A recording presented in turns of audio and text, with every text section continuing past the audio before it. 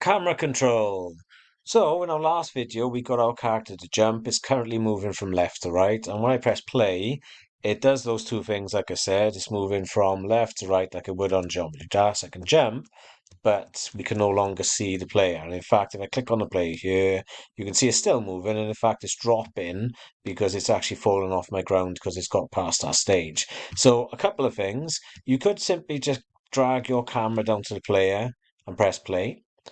And what that does then, the camera basically is locked on to our player. And you might be thinking nothing's happening at this stage because the background is solid. But look, our ground is there. And you can see we're starting to fall off as well.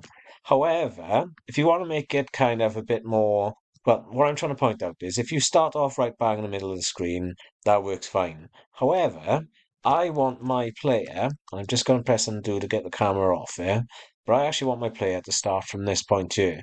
And the issue is if I drag the camera down, the camera will start to play there. Now, but what I want to happen is when my player drops and it gets to this point here, I then want the camera to start following me.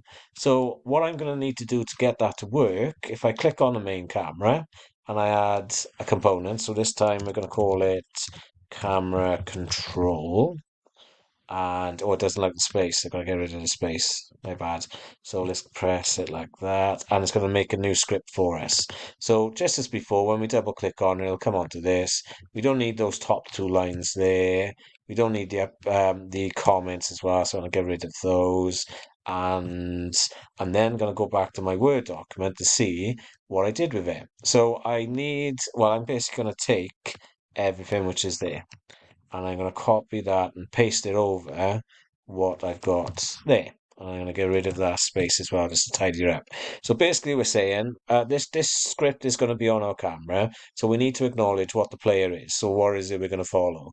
But when the player gets past position 0, so back here, our camera is currently on position 0. So when the player gets to this point, then the camera is actually going to start following us. That's what all those lines are for them.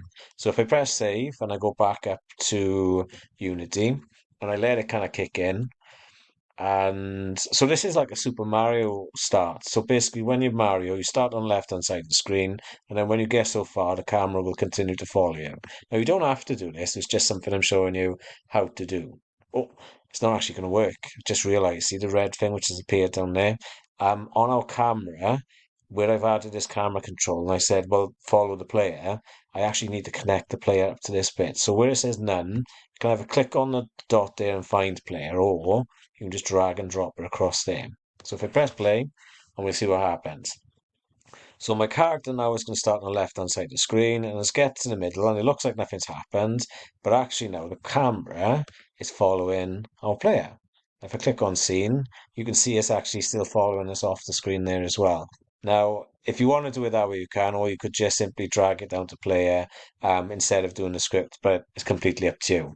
Right, next one, or next video, we're going to do some collecting of coins. Now, I know that doesn't happen in Geometry Dash, but it might be something you are thinking of doing. So we're going to do it so you can collect items and the score will go up eventually.